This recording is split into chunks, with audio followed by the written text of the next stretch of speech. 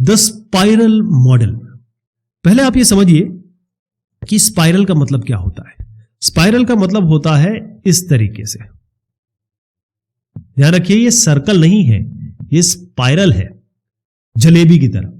तो ये जो स्पाइरल मॉडल है सॉफ्टवेयर डेवलपमेंट का, इसको प्रपोज किया था बैरी बोयम साहब ने। अब इसके अलग अलग संस्करण आप सुनेंगे, कई जगह कोई कुछ बोलता है, कोई कुछ बोलता है। तो जो प्रेसमैन साहब की किताब में जो दर्ज है वो मैं आपको बताऊंगा। स्पाइरल मॉडल एक इवोल्यूशनरी सॉफ्टवेयर प्रोसेस है, यानी कि ये इवॉल्व होगा। शुरुआती दौर में थोड़ा छोटा होगा, फिर अलग अलग वर्जन आएंगे। इसमें बताया गया है कि ये प्रोटोटाइप प्लस वाटरफॉल मॉडल का कॉम्बिनेशन है। कई जगह आप देखेंगे कि इसको इटरेटिव मॉडल और वाटरफॉल मॉडल का कॉम्बिनेशन बताया गया है, लेकिन क्योंकि प्रोटोटाइप का इटरेटिव नेचर यूज किया जा रहा है, यानी कि प्रोटोटाइप क्या होता है कि आपने फटाफट सॉफ्टवेयर का एक प्रारूप बनाया, यूजर को दे दिया, यूजर ने इसको आपके फीडबैक दिया, आपने प्रोटोटाइप को फेंक दिया। ऐसा इसमें नहीं होता। इसमें क्या होता है कि ये प्रोटोटाइप आप बार बार बनाएंगे, और बार बार बनाने को ही इटरेटिव कहते हैं। तो प्रोटोटाइप और साथ में जो वाटरफॉल मॉडल है, वाटरफॉल मॉडल बड़ा सिस्टमेटिक मॉडल है। आपको पता है कि शुरुआत में आपको कम्युनिकेशन करना है, उसके बाद आपको आगे बढ़ते बढ़ते डिप्लॉयमेंट करना है, यानी कि ये एक बिल्कुल सिस्टमेटिक एक धारा प्रवाह से जाता है, पीछे नहीं जा सकते। लेकिन इसमें क्या है, प्रोटोटाइप बनाएंगे हर जगह पे। तो इस पहले मैं आपको बता दूं कि इसका कॉन्सेप्ट आप जो बाकी जगह देखेंगे वो क्या है, वो इस तरीके से बताया गया है कि आप इसको स्पाइरल इस तरीके से देखा जा रहा है कि पहले आप प्लान करेंगे। कई तरीके के प्लान हो सकते हैं कि भाई हमको प्रोजेक्ट प्लान क्या होगा, हमको बजट जो मिला है पैसा, उसके लिए हमको कितना बजट अभी रखना है, आगे के लिए क्या रखना है, डेवलपमेंट कैसे हमें करना है, फिर उसको हम चेक कैसे करेंगे, तो इंटीग्रेशन और टेस्ट प्लान होता है। उसके बाद हमारे कुछ ऑल्टरनेटिव, ये डिटरमाइन गोल्स। इसका मतलब ये है कि हमें अचीव क्या करना है, ये नहीं तो ये क्या समस्या आ रही है, ये क्या दिक्कत है, ये हमारे कंस्ट्रेंट्स है। उसके बाद हम जाते हैं इवैल्यूएट रिस्क पे। तो ये जो रिस्क वाला जो फैक्टर है ना, ये बड़ा इंपॉर्टेंट है। यहां पर आप रिस्क इवैल्यूएट करते हैं कि कौन कौन से जोखिम है, कहां कहां परेशानी हो सकती है, उन सबको एनालाइज करना है। यहां आपका एक्चुअल डेवलपमेंट और टेस्टिंग हो रही है। यानी ये यहां आपने केवल प्लान बनाया है टेस्टिंग का, टेस्टिंग नहीं की है। यहां पे आपने केवल ये देखा कि क्या क्या चीजें हो सकती है, क्या क्या नहीं हो सकती है, और आपने रिस्क में ये देखा कि क्या क्या अगर होगी तो दिक्कतें आ सकती है। वो रिस्क एनालिसिस है, और किस तरीके से इस जोखिम को कम किया जा सकता है। ये जो क्वाड्रेंट है, जो चौथा क्वाड्रेंट है, यहां पर आप देख रहे हैं कि डेवलपमेंट और टेस्टिंग यहां हो रही है। फिर आप यहां पर आते हैं, दोबारा इसको करते हैं। ये चलता रहता है जब तक आप एक फाइनल प्रोडक्ट पे नहीं पहुंच जाते। यहां से यहां तक जितना दूर जाएंगे उतना कॉस्ट बढ़ेगा, और ये जो होता है, ये वाला एंगल, ये आपको बताता है आप कहां पर है। इस जगह पे जाएंगे, इस जगह पे जाएंगे, तो ये एंगल आपको बताएगा कि आप किस जगह पे हैं। अब हम आते हैं बैरी बोयम साहब ने क्या बताया, उस पे जाते हैं। ये आपने कई जगह आप इस तरीके से भी देखेंगे। इन्होंने कहा कि भाई हम बार बार छोटे वर्जन से आगे बढ़ेंगे, और हर बार हमको एक नया वर्जन मिलेगा, और ये एक तरीका है रैपिड डेवलपमेंट का। अगर कॉम्प्लेक्स प्रोजेक्ट हो, बड़े बड़े प्रोजेक्ट हो, उनके लिए बोयम साहब ने कहा, इनकी ये डेफिनेशन है कि जो स्पाइरल डेवलपमेंट मॉडल है ये रिस्क ड्रिवन है। इसमें रिस्क एनालिसिस बहुत जरूरी है, जो है ये बहुत जरूरी है। और इससे क्या होता है कि जो सॉफ्टवेयर इंटेंसिव सिस्टम है, बड़े बड़े जो सिस्टम है, उसमें हम एक साथ बहुत सारे इंजीनियरिंग कॉन्सेप्ट, कॉन्करेंट इंजीनियरिंग, मतलब सॉफ्टवेयर इंजीनियरिंग के कॉन्सेप्ट हम लगा रहे हैं एक साथ, कॉन्करेंट। इसमें दो इन्होंने एक डिस्टिंग्विशिंग फीचर बताए हैं जो बाकी मॉडल में आपको नहीं मिलेंगे। एक तो ये साइक्लिक अप्रोच है। साइक्लिक अप्रोच मतलब हर बार आप एक चक्र, एक पूरा सर्कल घूम रहे हैं, और यही इसी सर्कल में घूमते घूमते आप बार बार रिस्क भी एनालाइज करते हैं कि भाई क्या क्या जोखिम हो सकता है, और बार बार आपका परिष्करण हो रहा है, यानी कि आप अपने सॉफ्टवेयर की रिक्वायरमेंट और क्लियर कर रहे हैं, या फिर उसका डेवलपमेंट और अच्छे से कर रहे हैं। एक और चीज इसमें जो आपको और बाकी चीजों में नहीं मिलेगी, बाकी सॉफ्टवेयर डेवलपमेंट साइकिल्स में या फिर आप प्रोसेस मॉडल्स में नहीं मिलेगी, वो है एंकर पॉइंट माइलस्टोन। मतलब मान लीजिए आप यहां से चले और वापिस आप इधर पे आए, तो यहां पर आपको कुछ ना कुछ रिजल्ट मिलता है, कोई ना कोई आउटपुट मिलता है, और ये आउटपुट जो होता है वो फीडबैक से निकलता है। यूजर को आपने दिया, उसने क्या दिया, या फिर आपके खुद की चयनित होती है। अब मैं बताता हूं आप कैसे इसको चयनित करते हैं। देखिए, सॉफ्टवेयर जो है इसमें अलग अलग रिलीजेस आएंगे, यानी पहले वर्जन 1 आएगा, वर्जन 2 आएगा, ऐसे करते करते वर्जन n आएगा। पहला जो इटरेशन होता है, जो शुरुआती इटरेशंस होते हैं, इटरेशन मतलब होता है ऐसे गोल गोल घूमना है आपको, तो पहला जो इटरेशन होगा उसमें आप हो सकता है आप एक मॉडल या प्रोटोटाइप दे दें। अब प्रोटोटाइप आप दे रहे हैं, इसीलिए इसको कहा जाता है कि प्रोटोटाइप के साथ आप वाटरफॉल मॉडल को यूज कर रहे हैं। तो प्रोटोटाइप क्या हो गया कि आपने यूजर के सामने कुछ ना कुछ रख दिया, फिर उसके बाद धीरे धीरे इसको यूजर आपको फीडबैक देगा, फिर धीरे धीरे ये आपके कंप्लीट वर्जन बनने लगते हैं।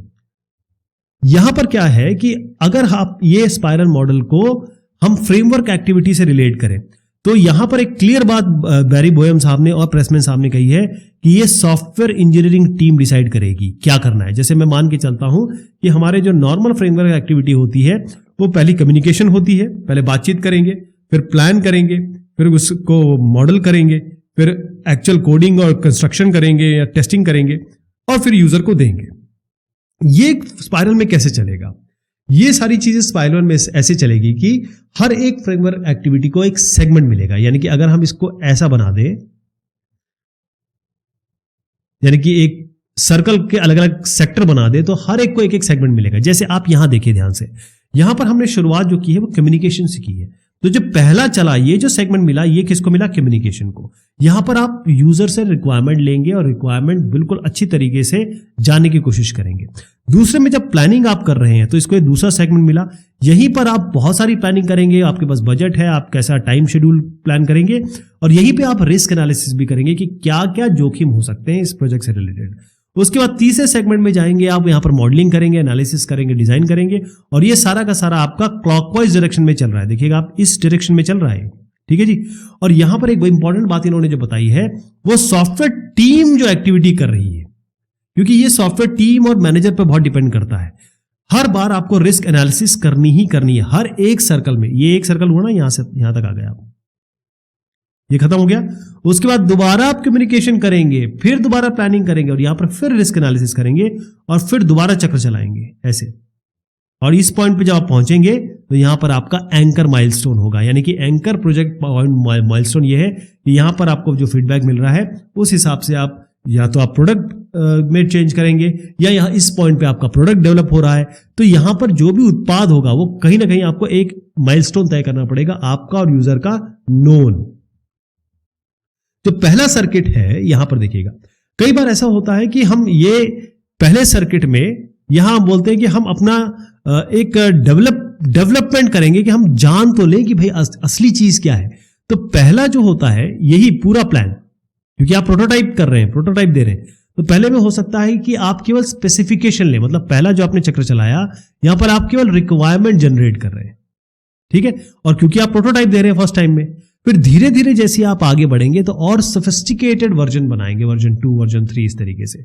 और हर इस प्लानिंग में जब भी आप आएंगे तो आप एडजस्टमेंट कर सकते हैं, क्योंकि आप यहां रिस्क एनालिसिस कर रहे हैं, यहां पर जोखिम का आकलन कर रहे हैं। आपके इस जगह पे आप कॉस्ट और शेड्यूल दोनों को चेंज कर सकते हैं, क्योंकि कस्टमर ने आपको कुछ फीडबैक इस पहले वाले में कुछ फीडबैक दिए होंगे। तो ये प्रोजेक्ट मैनेजर के ऊपर है कि वो कितने चक्र चलाता है, वो 1, 2, 3 ये डिपेंड करता है, क्योंकि जितना दूर जाएंगे उतना कॉस्ट बढ़ेगा आपका। तो आपको टीम और प्रोजेक्ट मैनेजर डिसाइड करेगा कितने आपको चक्र चलने हैं इसमें। यहां पर आप देखिएगा कि जैसे जो पहला चक्र चला है उसको कह सकते हैं कि हम जो फर्स्ट हमने स्पाइरल कंप्लीट किया ये केवल कॉन्सेप्ट डेवलपमेंट प्रोजेक्ट है। इसका मतलब यहां पर केवल हम प्रोजेक्ट के बारे में अभी जानेंगे, क्योंकि जो बड़े प्रोजेक्ट है, रिस्की प्रोजेक्ट है और जो कॉम्प्लेक्स प्रोजेक्ट है उनके लिए यूज होता है। ये बहुत सिंपल के लिए कभी यूज नहीं होता। तो पहला हो सकता है कि आप यहीं पे केवल कॉन्सेप्ट डेवलपमेंट कर रहे हैं, पहले समझ तो लें, हम और यूजर दोनों समझ लें, उसके लिए आपको प्रोटोटाइप भी देना होता है। उसके बाद क्या करेंगे कि जैसे ही आप इसको कर लिया आपने, फिर आप जब दूर गए, मतलब ये दूसरे इटरेशन पे गए, हो सकता है कि यहां पर आप प्रोडक्ट डेवलप कर रहे हो, नया प्रोडक्ट डेवलपमेंट प्रोजेक्ट हो गया। फिर तीसरे पे जब आप गए, ये दूसरा आप कर चुके हैं ना, फिर जब आप तीसरे पे गए तो आपने कहा कि हम यहां पर एनहेंसमेंट करेंगे, तो इसको हम कह सकते हैं प्रोडक्ट एनहेंसमेंट प्रोजेक्ट हो गया ये। फिर जो अगले पे इस वाले पे गए तो आप कह सकते हैं कि हम ये इसका सपोर्ट देंगे, मतलब जब हम उसको मेंटेन करते हैं वो वाला चक्र हो गया ये। तो स्पाइरल मॉडल जो होता है बेसिकली बड़े सिस्टम्स के लिए होता है, रियलिस्टिक जो लाइफ में जो प्रोजेक्ट चलते हैं उसके लिए है। लेकिन सबसे बड़ी बात यहां पर है कि जो रिस्क रिडक्शन हो रहा है, जो रिस्क एनालिसिस हो रही है और रिस्क को कम किया जा रहा है, वो यहां पर प्रोटोटाइपिंग से हो रहा है। प्रोटोटाइप मतलब आप यूजर को हर बार एक प्रोटोटाइप दे रहे हैं। और प्रोटोटाइपिंग मॉडल में हमने प्रोटोटाइप में ये सीखा था कि हम बस पहले स्टार्टिंग में, जैसे 1 साल का प्रोजेक्ट है तो हम पहले या दूसरे महीने में उसको प्रोटोटाइप दे देते हैं, वो देखता है, आपको ये फीडबैक देता है, रिक्वायरमेंट क्लियर हो जाती है, उसके बाद हम इस प्रोटोटाइप को फेंक देते हैं। ऐसा नहीं यहाँ पर आप हर बार प्रोटोटाइप बना सकते हैं। देखिए, prototyping approach at any stage in the evolution. ये सबसे बड़ी बात है स्पाइरल की कि आप हर बार प्रोटोटाइप बना के दे सकते हैं और हर बार इसका रिस्क एनालिसिस और रिस्क मैनेजमेंट होगा यहाँ पे। तो ये एक तरीके से ये जो कम्युनिकेशन से लेकर आप डिप्लॉयमेंट तक गए, ये जो पूरा चक्र है ये क्या है, ये बिल्कुल सीधा चल रहा है। ये क्या है, वाटरफॉल मॉडल। और हर बार आप प्रोटोटाइप भी बना के दे रहे हैं। ये क्या हो गया, इटरेटिव नेचर ऑफ आपका प्रोटोटाइपिंग, क्योंकि यहां पर एक प्रोटोटाइप, यहां प्रोटोटाइप, ये आपके ऊपर है, टीम के ऊपर कि वो हर बार प्रोटोटाइप बना के दे। दिक्कत इसमें ये आती है स्पाइरल मॉडल में, पहले तो आप कस्टमर को कन्विंस कैसे करेंगे कि सर हम ये मॉडल यूज करने वाले हैं, हम इसको कंट्रोल कर लेंगे। पहले तो कस्टमर ही इसको मानेगा नहीं। दूसरा ये है कि इसमें रिस्क एनालिसिस और रिस्क मैनेजमेंट बहुत जुड़ा हुआ है।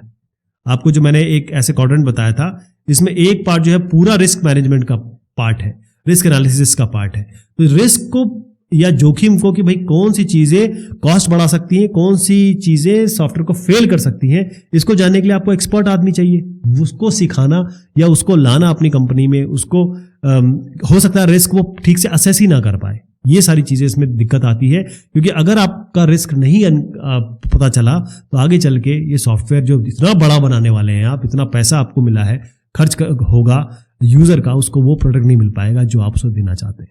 कॉन्करेंट